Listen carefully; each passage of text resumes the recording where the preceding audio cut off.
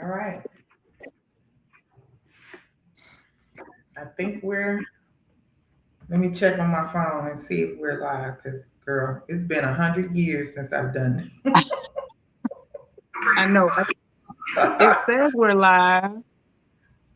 it. Is on my page. Well, no, hold on. Let me see. Uh, We should be live on my page. open. Oh yeah, we are. I see us. We're All there. right. Okay. All right. Woo! We have been struggling for how long? Child, we've been struggling for 38 minutes. Oh my God. Anyway, 38 minutes, but we here. yeah, We we two here. intelligent sisters. We figured it out. Finally here. All Okay. right. This is your thing. I just set it up because we were struggling. So, but this is Okay. you go ahead. So the reason we're here today, y'all, is because everybody had this big couple of days ago, I think what it was, day before yesterday, the whole thing about the Ghana citizenship and the new requirements, and everybody kind of hit the roof, and it was just like, oh my God, what are they doing? What are they talking about? Or whatever. And all of the concerns that came up. And the Diaspora Coalition they already had a meeting planned for today for Black History Month. What they went on and they incorporated this issue in because it was such a pressing issue for everybody in the diaspora. And myself and Tanya attended the meeting. Tanya, thankfully, she helped me to understand that the meeting was already planned prior to this, I guess for lack of better words, debacle hitting the scene. Yeah. And this was their way of going ahead and addressing the things as we needed, what we needed as a community. I wanted to do this for my sister community, but thanks to Tanya, we're also gonna help to address the community at large too. First of all, I would like to say that I think this was a large crock of shit. And I'm a person who absolutely loves Ghana. I'm married to a Ghanaian. I've had a child in Ghana. I have Ghanaian children. But this was some bullshit right here. Oh yeah. Absolutely. And Tanya, your video, I think it was yesterday or day before yesterday. Friday. Friday, okay. That video, you really spoke to exactly how I felt about what I saw happening. Mm-hmm. And for a long time, I've just really been like, I don't got nothing to say. People don't want to listen, whatever. But for whatever reason, this thing right here really put a fire up under me. I was just like, how the fuck they gonna play in our face like this? I just really did not appreciate it. Right. And then during the meeting today, I found myself feeling some kind of way. A lot of people in the comments had a lot to say. But more than anything, I felt like your input was probably the most valuable, considering all of the work that you've done to try to help our folks. And I think that you have a very unique positioning in that, like me, you're married to a Ghanaian, but you've also done a whole lot of work to try to help our folks. And you really don't have to, like, financially and geographically, you have several different options. Everybody doesn't have that. However, I love the fact that you always look at the community as a whole. Like, while you may be able to afford $2,500 for you and your husband, $5,000, other people don't or can't. And you mentioned something that I thought was very important also was the fact that people have adult children. And that's a whole other aspect of it. But before we get into the minutia of it, I would love for you to kind of reiterate what your initial thoughts were on Friday. Well, my initial thoughts were exactly the same as what yours are, is that it's bullshit. It was pure bullshit. And people have literally been asking for my personal knowledge. And I also, because of what I do, I still help people. Even though I'm not in Ghana anymore, people still contact me. I still help people with the residency process, and I still don't charge people. You understand? So it's just a matter of just walking them through, giving them the steps, because there are people that charge them for it. And I just have always and have consistently said, I don't think that's something we should charge. That's just telling people how to get it. It's not something we need to make a business out of. You understand what I'm saying? People just, because that information is not clear at immigration itself. When you get there fresh off the plane and you go there, you kind of just got to know what to do, or there are people there who will take advantage of you.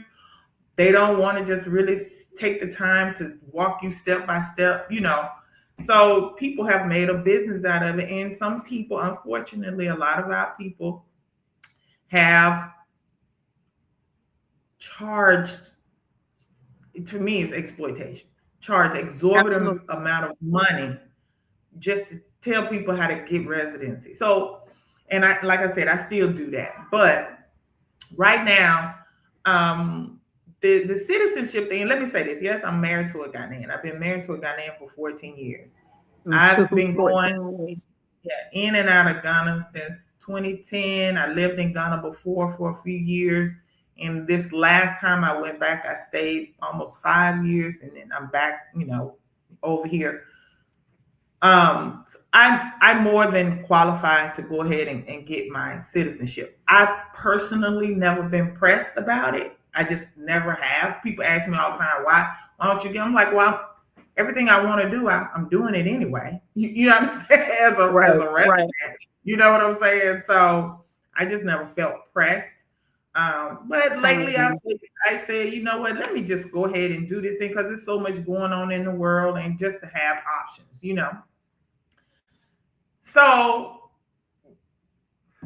in that I'm not physically there, even though I'm still a legal resident. I was just there in December. I mean, I still have my resident permit. I can go in and out without a visa. My home is there. My dogs are there. I got other land there. You know what I'm saying? Yeah. So I say, you know what? It'll be kind of cool just to join this group of people. When this next batch of people go through, let me just join in with them, because just for the group, the collective thing of it. Rather than same thing with me. Work and going through it by myself, let me join in with the family and do it for that historical aspect of it. So I know for a fact that not only myself, but other people have been in direct contact with the Office of Diaspora Affairs, asking about the next upcoming, because we thought it would happen maybe in December. So in the fall, we've been in direct contact with these people. What, when is the next round? What needs to happen? What do you need? And they have been putting us off. You'll hear back. You'll know. We'll let you know. So nothing. And then all of a sudden, on the 29th, I say the 28th, I get a call from Ghana saying, it's getting ready to come out. Be ready. blah, blah, blah. Okay, fine. I get an email on the 29th saying from the Office of Diaspora Affairs, and let me go through this list. Now, this is on the 29th. We're talking about of January. Okay, they're saying you need to be 18 years old. Now, what I'm reading to you all is directly from the Office of Diaspora Affairs. Okay, this is not this is directly from them. The criteria necessary for the next steps in the process is you got to fill out an application. You need your birth certificate. You got to turn that over to them. Most people don't have extra copies of their birth certificate. So mind you got to order another copy because they didn't say a copy. They said a birth certificate. I'm assuming the original. The biodata page of your valid passport, proof of legal residency, 2 years residency permit, police clearance, criminal record certificate from both your home country and in Ghana.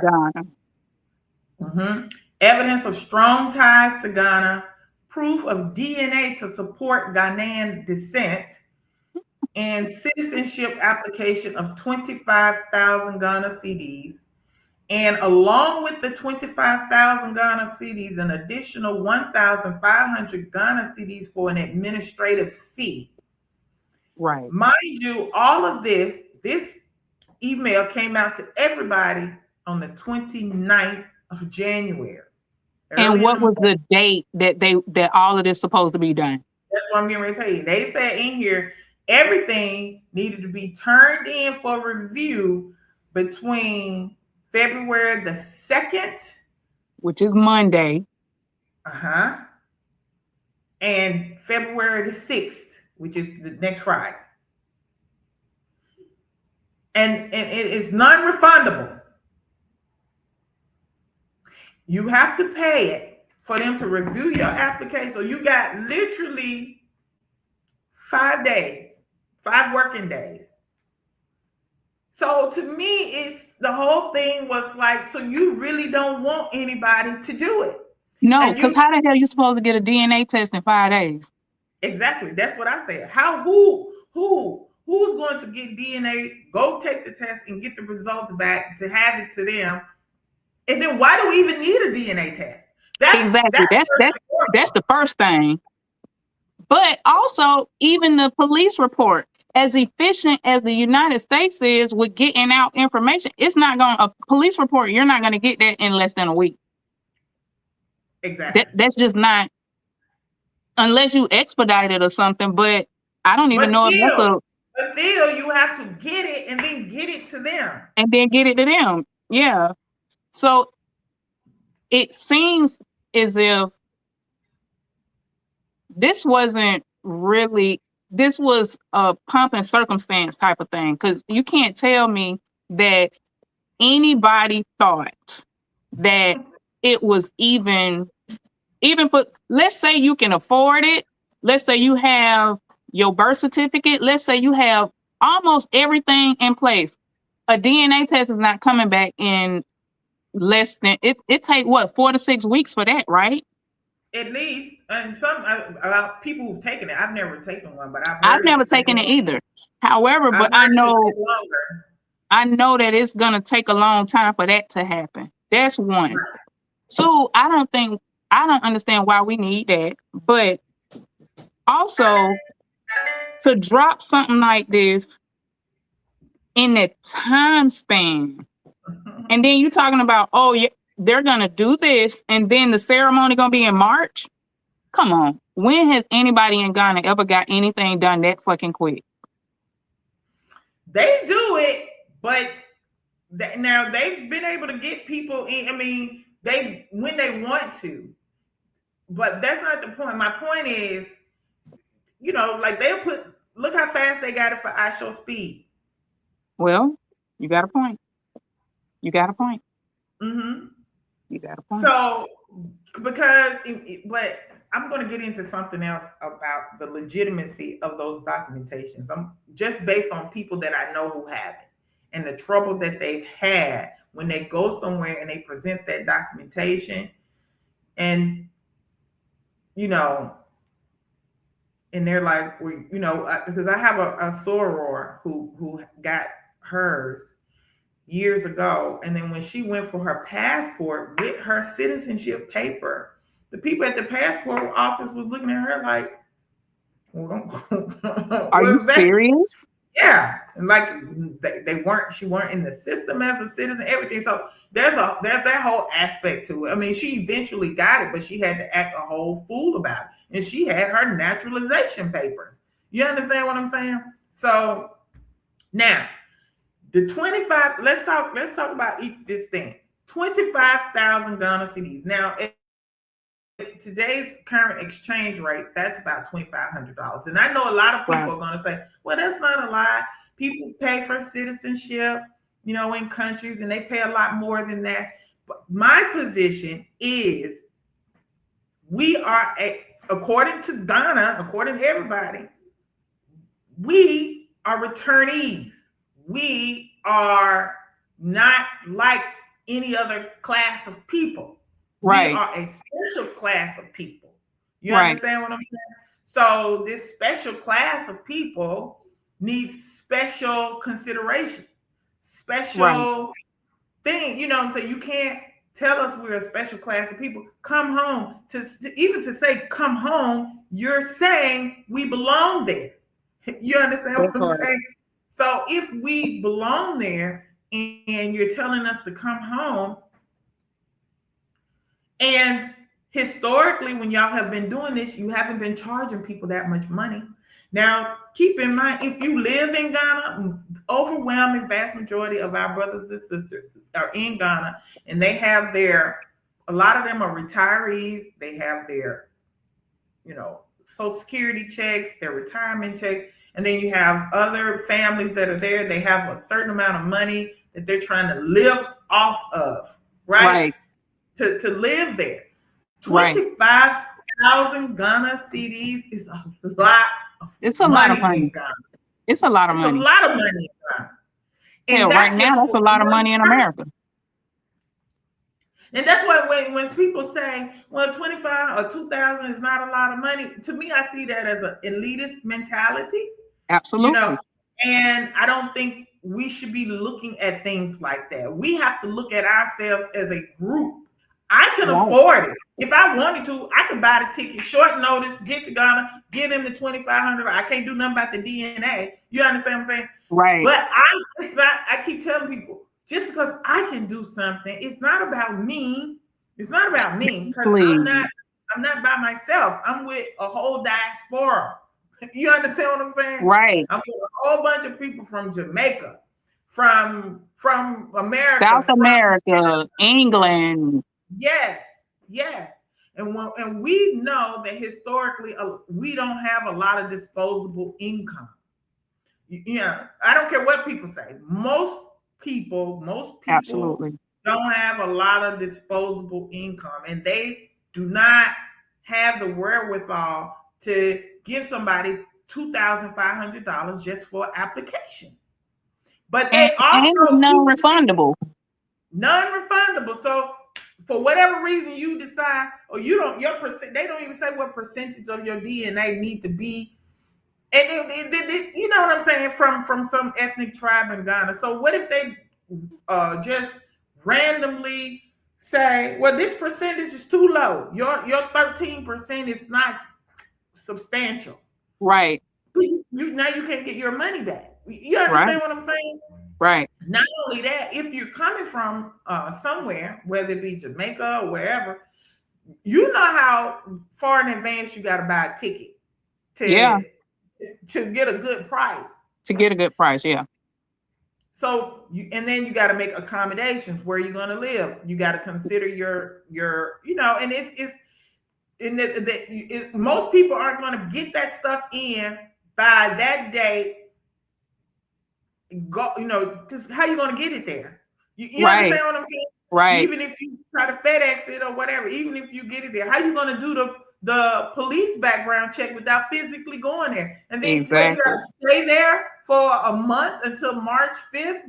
Because otherwise, what are you going to do? You're going to go there, do that, come back, and go back. Come back, The come whole thing back. is just completely unreasonable. It's unreasonable. It's unreasonable. So during the meeting, I paid a lot of attention to the chat. And I was seeing a lot of people having conversations about it was several different things that was happening, but there was a few things that I wrote down that I wanted to ask you. And one of the things was people were saying like, oh, you need to be a part of an organization and you pay these organizational fees and then you'll know they'll email you about this and they'll give you keep you on board about what's going on or whatever. And some of the people were like concerned is like, why do I have to be a part of an organization?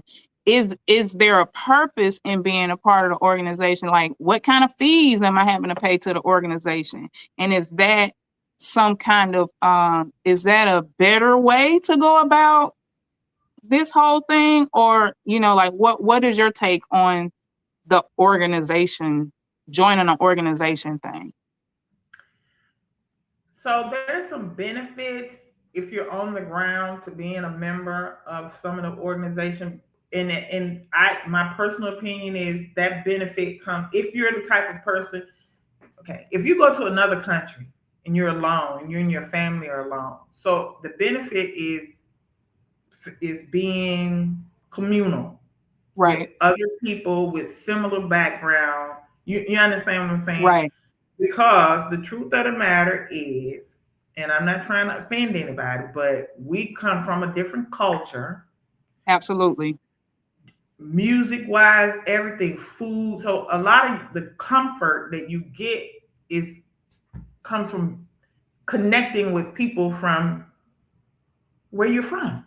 Right. I mean, they have the Caribbean Association of Ghana, so they have their own separate group. We have the African American Association of Ghana because they have a different culture too. Right.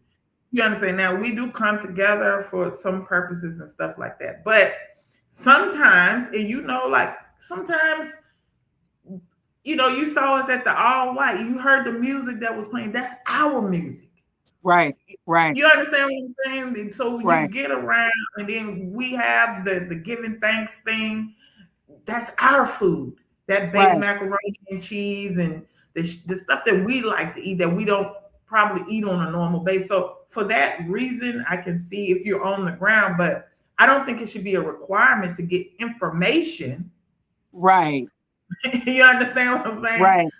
It should be only people who can get information is people who join and become members of organizations. We didn't join anything when they kidnapped us and left. You understand? And was transported out. This should just be information that's out publicly to people so that if they choose to come back, they can come back. Because we have a birthright, and that's the thing. I had a young man, I don't know this young man, some airway brother.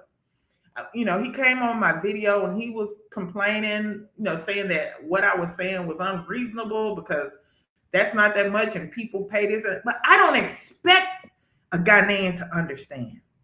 And that's what I'm telling him.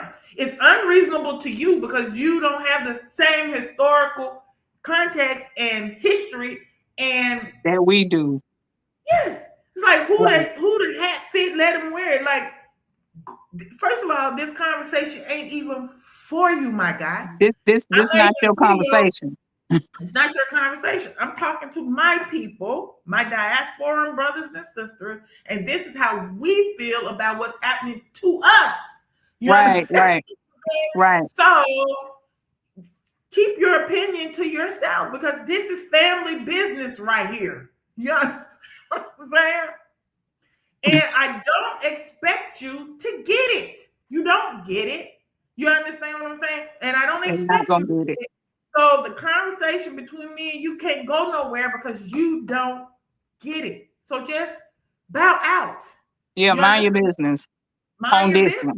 This one ain't this ain't the conversation for you to be in. More than anything, I would say, especially if you don't have any real knowledge of like where we kind of coming from. Like for the most part,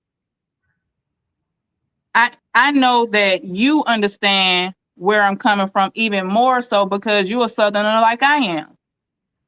And even within our American society, that would mean that me and you have more a closer Commonality. understanding than maybe somebody that's from California or from New York or whatever. Even though all of us pretty much understand each other and where we coming from, there's a different kind of understanding when Yeah. you're from the same region of even this country.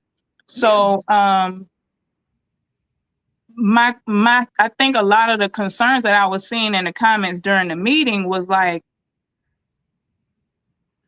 I saw some people saying that folks was selling citizenship, $5,000, $15,000. That has And happened. I wasn't clear if they were saying like they was joining these organizations and they were then being saying, okay, we'll put you on the list. Cause I did see people saying, oh, you got to join the organization to get put on the list to be considered for citizenship.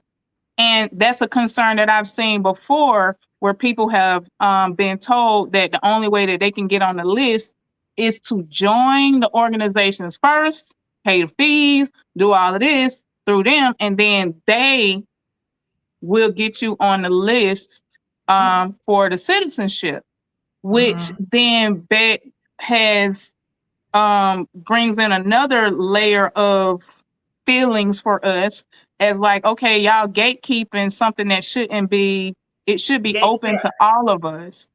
Yeah. And then it feels like, oh, so because I'm not a part of this organization or that organization, and or I'm not a member paying fee, a fee paying member of these organizations, then I'm not supposed to have a right to my citizenship. So in the in that meeting, I know that a lot of people had, you were in the comments with me. There were a lot of concerns with things of that nature. I'm sure you've heard some of those concerns before. How do you have any things to say about that? I know it has come out before doing some of these citizenship things where people were telling people they had to pay thousands of dollars. Now, just to be included, that has happened. That has happened. Yeah. So these are the types of things, and I do know people who in the past paid thousands, not little money, just to get included and get it. It never has been that important to me. You Yeah, understand what I'm me saying? either. So, but I can tell you that has happened. Okay. That has happened. Okay. So another concern that I've seen that I think is worth addressing is I think some people don't know or understand what the importance of having citizenship is for. Like, why do I need citizenship? And I think some people also are under the impression that if they get citizenship in Ghana, that they must they at some point they're gonna have to denounce their citizenship in America. Although that has been a conversation as of late, that is not the situation just yet. Am I correct? I know as an attorney, you're really you kind of stay up on the law of all of these things. I'm not So worried. Let me just say this.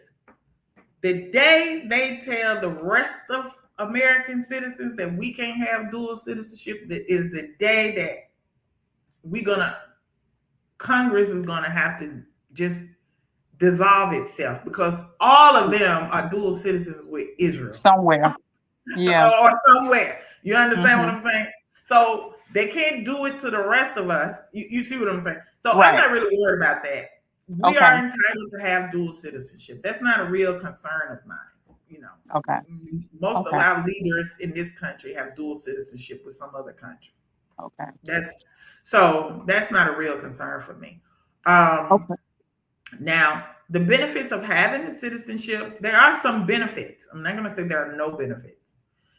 The benefits never affected me personally because of my marriage. So that's Right. why I never felt pressed. But Same thing for me. if you're not a citizen of Ghana, if you're a foreigner, because we're still considered foreigners, even though they tell us to come home, we are foreigners. Absolutely. And it's going to be made clear to you that you are a foreigner. Okay. You need to know that. Right. So, land in Ghana, land is leased. You need to understand that. You know, there is no, freehold. It's leasehold. Leasehold. Yep. So, yeah. So Ghanaians also have to lease land too. Yeah. So it's not like we're being singled out on that. I'm talking about everybody. It's leased. The land is leased. So you have Yeah. the original landowners who are considered the landlords. And everybody, if you want land from there on their area, you lease the land. So if you're a Ghanaian, the land is leased for 99 years. And they can include a clause in your indenture, which is like your deed, that has an automatic renewal of an additional 45 years. That can be included in there. So when you're not a Ghanaian, it's just a mere 50 years. Yeah. That's it. So the benefit is you can get 99 years plus the automatic renewal of the 45 years, on your indenture.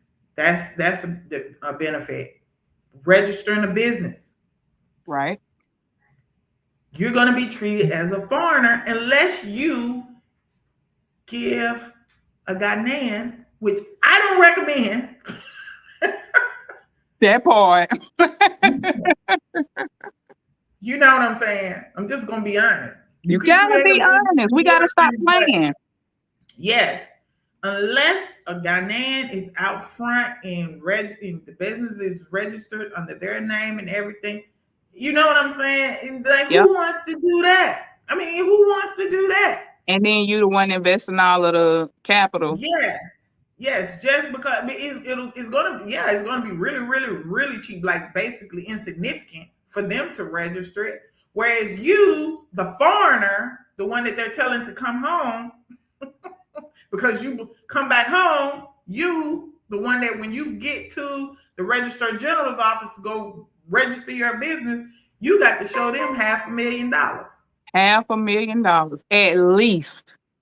Yeah, you got to open up an account and show them that you got $500,000 or some in-kind equipment. In-kind, yes. Yes, that type of thing. Just that equals the value of how many of us coming from Jamaica and South America and America, how many of us? And this is the killer part about it. The people who actually have that money are not interested in going. They're not interested in coming. They're not interested in coming. They're not interested in that. Right. They're not. Yeah.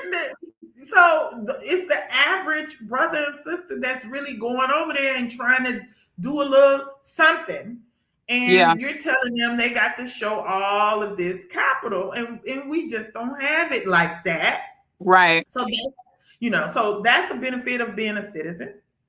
So, yeah, and I would like to add that when I was living in doing business in Guinea, some of the things that I realized that why citizenship in another in an ECOWAS nation would be good is because if you are a citizen of one of the ECOWAS nations, you have the freedom of travel, opening business in another ECOWAS country, and living in another ECOWAS country without all of the wahala that come with being a foreigner.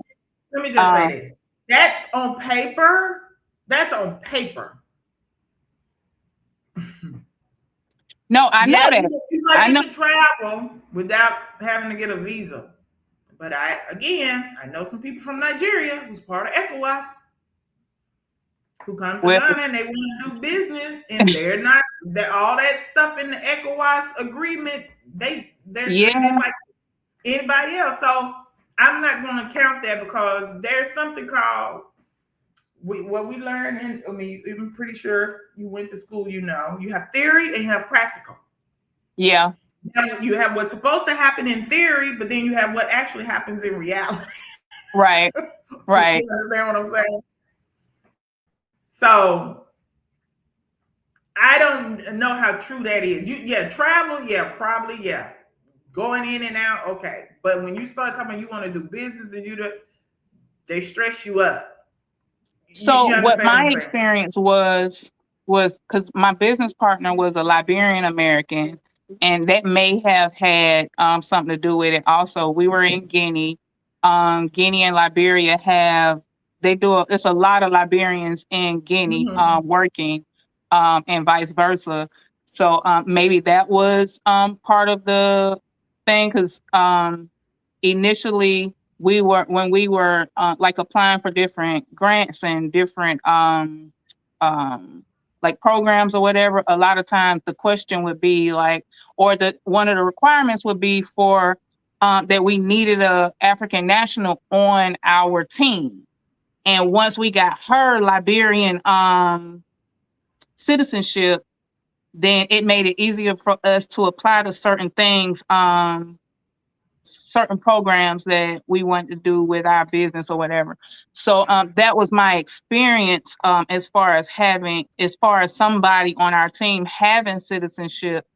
So let me say this. I haven't done anything in Liberia. When I talk, I'm talking about Ghana. Yeah, yes, I know. And what I'm saying is one of the other, because a lot of people supposed to happen. I know what's supposed to happen. And a lot of people I think one of the advantages of having could be when you don't want to, when it's time to make a move, you want to go somewhere else. If you have the citizenship, like you said, in theory, it should be easier. Like when I'm ready to move from Georgia to Florida, I should be able to do that easily here. And I would think it would be easier to make that kind of move if you have your citizenship. I don't know anybody except myself who has done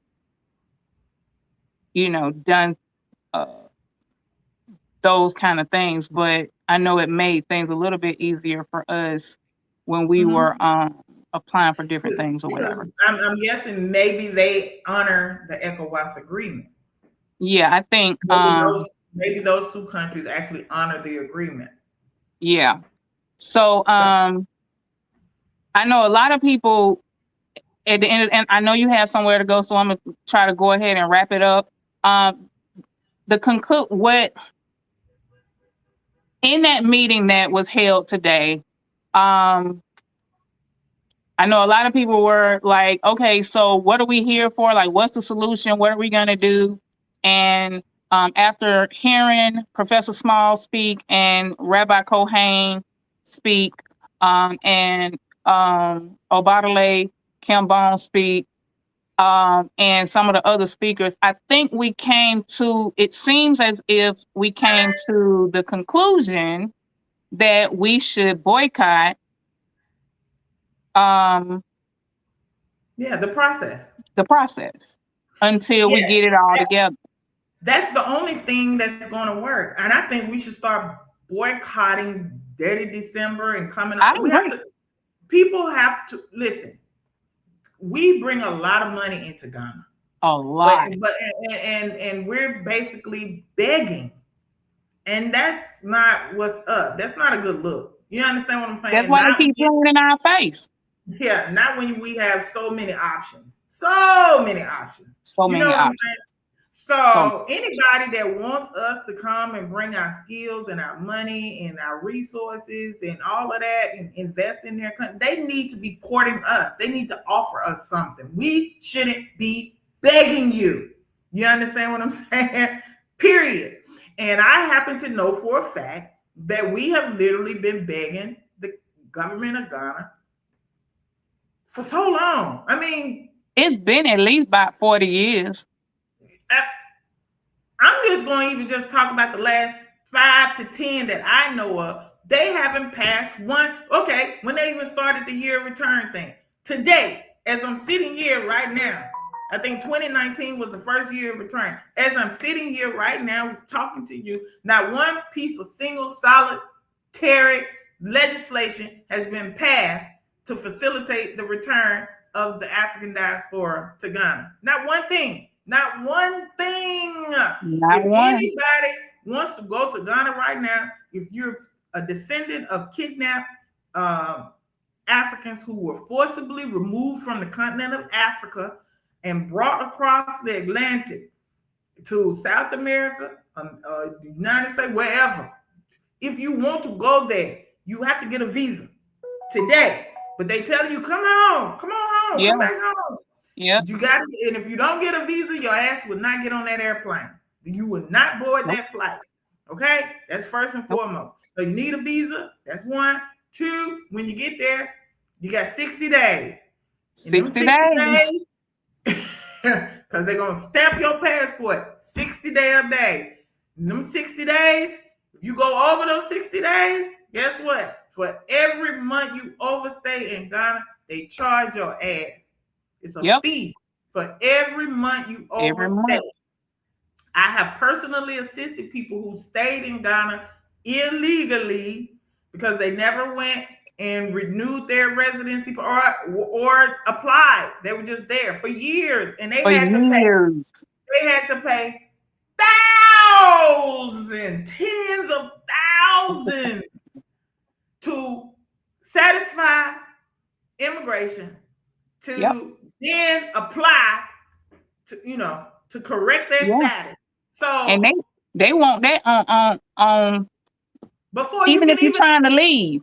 Even if you're trying to leave, if you done been there for X amount of time and you haven't been going back and doing that all this Wahala bullshit, extension. If you haven't been doing that, then when you get to the airport to get ready to leave, they only let you. They probably give you about 2 or 3 times to extend. After that, they're gonna tell you either get your resident or get out. Exactly.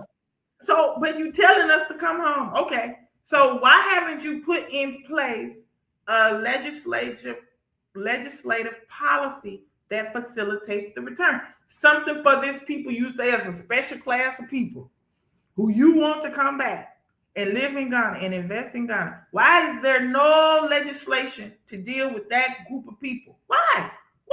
Why do I have to do the exact same thing as a Chinaman or a Lebanese? And this something that this conversation hasn't even just started even in 2019. We was having this conversation in 2015, the very first time that the citizenship exactly. That's why I said I know started. For the last 10 years or so. It's been at least 10 like years. We haven't gone to the government. We used to be in the office with the Office of Diaspora Affairs. Cambone drafted, him and some other people have actually drafted the legislation to present to the government, and they presented it to the government. This is what we need. Nothing. Do you hear me when I say nothing? Yep. Nothing has happened. They don't even talk about it anymore. So I'm saying they're playing in our face. That's what I said in the video. Like, they're not serious. They're playing in our face. And until we get some pride and dignity about ourselves, stop that big and shit. Some self-respect. We don't have to take this shit. There's too many other options. You understand? There's too many other options. Too many other options. And I think one of our one thing that I see that kind of bothers me is I feel like we are more concerned with them liking us than respecting us. Mm-hmm. And Cause you hear people, well, they don't like us, and I don't give a fuck about you liking me. Right. Like, you ain't gotta like me. What you need to do is you're gonna respect me, and people don't respect you if you just continue to go for bullshit all the time, all the time. Oh, well, they put this out there, and we just scrambling for the crumbs and shit. My nigga, nah, I'm not doing that. We have a love for Africa that has been passed down in us for generation and generation since our people were taken. We know who we are. You understand what I'm Absolutely. saying? And so we have this affection for the continent of Africa. Yep. You remember, listen, when the Italians were trying to invade Ethiopia, brothers from the United States were volunteering to join the military to go fight with Ethiopia. Absolutely. To go help them fight. So much so to our government over here stopped giving black men passports so they couldn't go over there and help their brothers in Ethiopia. You understand what I'm saying? Yeah. We love Africa. No matter what Sometimes anybody, I feel like we love Africa more than Africans do. and no matter what anybody say, you know, you got your little bickering here and there, but ultimately, black people love Africa. We do. And we want to see the best for Africa and African people. We want to see Africa rise. You understand? So, African American people were very distraught when we saw what Barack Obama did to Libya. Oh. You understand? So it's not like we don't care about Africa. We do. My so goodness. When we start trying to come home and reconnect with the land, for it to be treated like that, yeah, it's disappointing, it's hurtful, it's heart-wrenching. You know what I'm saying? Yeah. And some people will say, well, if you go to one of the other countries, they have okay. I don't see, anybody's government other than maybe Benin or something like that. There are a few that are saying, come on back. Yeah. And they have a process out that is not exploitive. You understand what I'm saying? What Ghana just did the other day is exploitation. Absolutely. And I think they also play on our emotions. Exactly. You know, so many of us feel like I was telling my husband, like, there's such an emotional thing that happens to a lot of us, especially that first time you land. For me, I still feel that emotional thing every time I land. And I have flown into Ghana, I don't know how many times at this point, but I still get that emotional thing that rises up in me. Yeah. I still get that. Just even thinking about it, I'm having it right now. Mm-hmm. It is such an emotional thing for us. However, we have to learn how to operate in these African streets for real. Right. We can't do this. We can't operate off of emotions. We got to be strategic about how we're operating. We got to stand, we got to get some steel in our spine when it comes to our dealing with our African brothers and sisters and letting them know we're not going to take no bullshit off of y'all either. Right. We didn't take it from. Yeah, right. We ain't take it from them. Right. We not taking it from y'all either. And this whole thing about, motherfuckers want us to come build this and build that. And you want us to do all this building and shit, but you're not making it easy for a motherfucker to do that shit. And let me tell you this. We have no obligation to come build shit. Let me just be clear. Exactly. That's why I keep telling people, if an African diasporan person wants to go to Africa and not do shit except chill, they don't want to do a bit. That's their right to do that. It's your right. We don't have. If somebody wants to go and do all that, fine. But there are some that's done. They're tired, man. We've been working for 400 years, man. We built this place here. That's why so many of y'all killing yourself to come over here. We already built something. We built something already. You understand what I'm saying? Some of us You just feel want to me? go chill. And the truth of the matter is, we've had the same 400 years. The 400 years that we've been gone, y'all had the same 400 years, except y'all got the resources, y'all got the land, y'all got all of the things, but we got to bring the money to come in. That's not, it at some point we have to realize that it becomes a bit exploitative and manipulative and it's emotional extortion. It's so many things. And at some point we also have to take some accountability for how people playing in our face because we keep allowing it to happen. And instead of saying, you know what, wait a minute, y'all going too far. To me, this is going too far. This is just a step too far. You talking about we need DNA. This wasn't serious because there's no way you could have really thought that anybody could have complied in 1 week. You didn't think that. No, you're right. What are you going to do? If they send their money in the application, you're just going to keep it? You understand what I'm saying? Because there's no way anybody could have complied.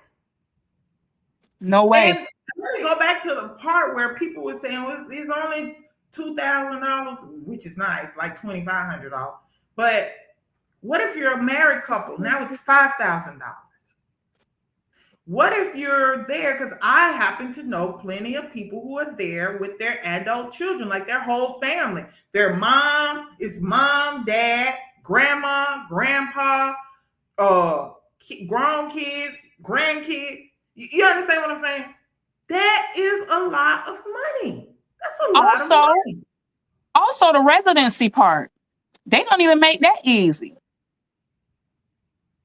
It's kind of easy for me because I know exactly what to do, you know. Right. But and see, that's the whole thing. Like it's one of those situations where, again, it shouldn't be a process where, if like I know because I really don't know how to do it or whatever, I can call you, I can call this person, I can call that person, somebody can guide me through it. But what about people who don't know nobody? What about the people who don't have access to people who have been doing this for years or whatever? My first trip to Ghana was in 2011. I moved in 2014. And so I know a good bit of people. I know who to go to get the right information or whatever. But what about a person who don't know me or don't know you or don't know nobody who know you or me or whatever, or somebody who will guide them. It's 100%, 110%, 150% you're gonna get exploited. 110%. Absolutely. I'm not saying you might get exploited. You're going to get exploited.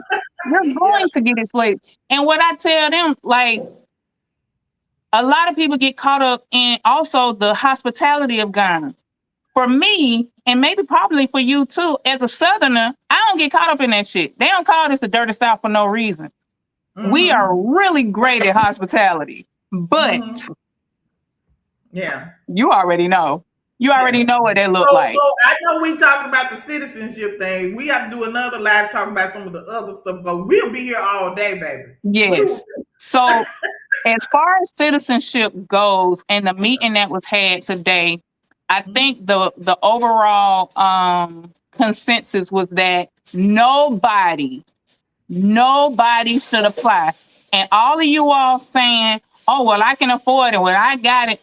We understand that. That's great. But we have to think about those who can't. We have to move as a collective. And if we want this process to start to be seamless and to be able to work for the collective, we have to stand together and say, no, we're not doing it.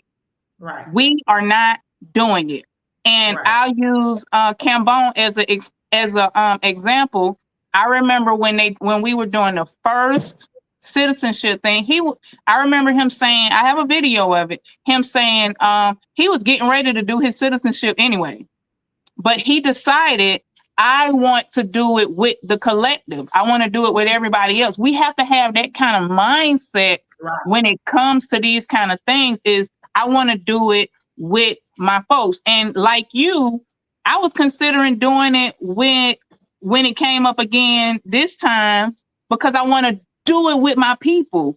I can just go and do it with my husband, and it'll That's all it. be all good. That's I can just it. have it. Like, I know for a fact, I even have contacts in the Ministry of Interior. I can just go do it.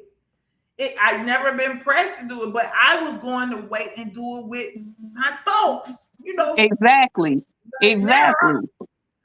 So I know I am, because my intention is to be in Ghana very soon, and I know. So what I'm getting from you also is I ain't with it. I'm not doing it. I won't do it, even though I can. I won't. I will not, for the sake of my own folks. right. For the sake of my people, I will not. I am making the conscious and intentional decision to say no, because it does not work for the collective. Exactly. And if we want everybody to be good, we can't just think about ourselves.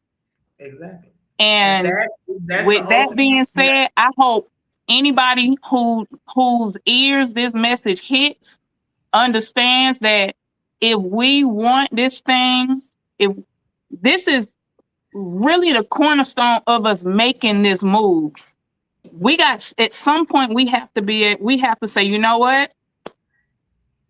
If we want, not just because this ain't just about Ghana, because how we handle Ghana is more than likely how it's going to end up going out right to the rest of the countries.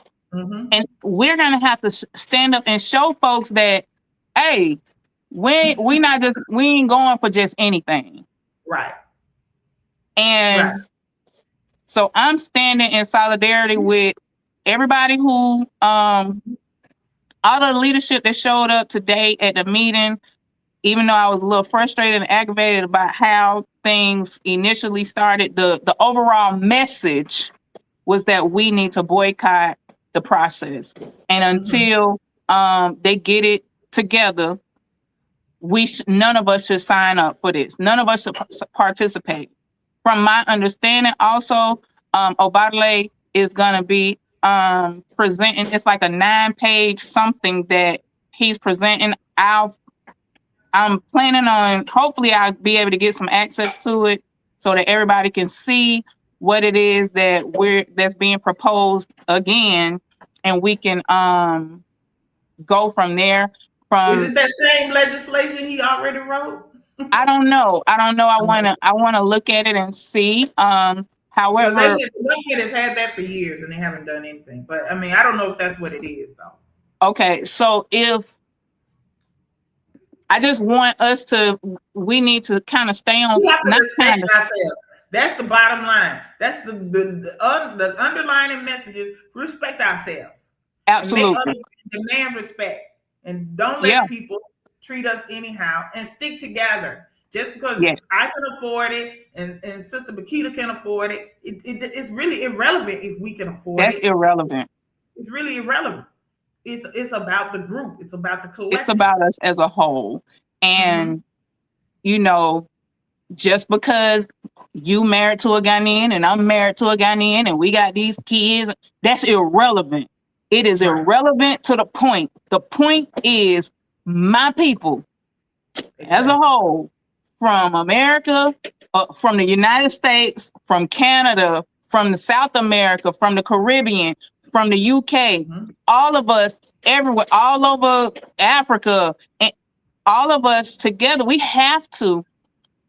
I don't care who you pray to. I don't care who you sleep with. I don't care about none of that shit. I care about you as an African or African descendant and what's best for us as a whole. And if we really want people to take us serious, we're gonna have to stand on some real shit. And if y'all ain't gonna be willing to stand on some real shit, then what's the point in this at all? Exactly. So thank you so much, Tanya, for joining me. Thank you so much. I really appreciate it. I want to end on this one last note about why we have to stick together. I know we're trying to go back and reintegrate, but I need to stress this to you as somebody who's been living in Ghana in particular, because that's what we're talking about. I don't care how many welcome homes you get when you get over there. Don't let that shit fool you. Don't get sick. Don't get beside yourself. That part. You know where we come from. You are smart people, right?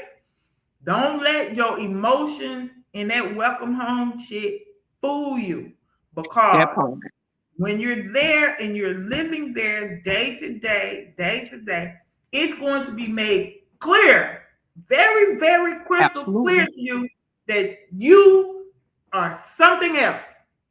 Absolutely. That you come from somewhere else and you're not the same. It's going to be made very, very, very, I can't stress this enough, clear. Because of tribalism. Because of that, we have to work as a collective. We have to think as a group. Because of that, because that's how we're looked at. We got to move together. We got to move together.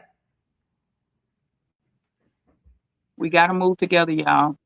I hope that the ears that this falls on get it and understand where we coming from.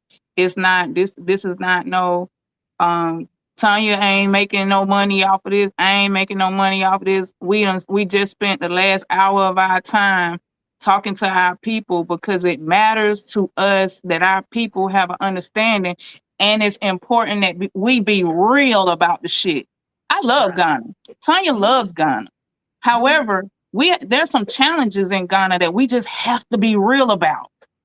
We just gotta be real about it, and we can't keep tiptoeing around and not being honest about pretending like everything is good and okay, because everything is not.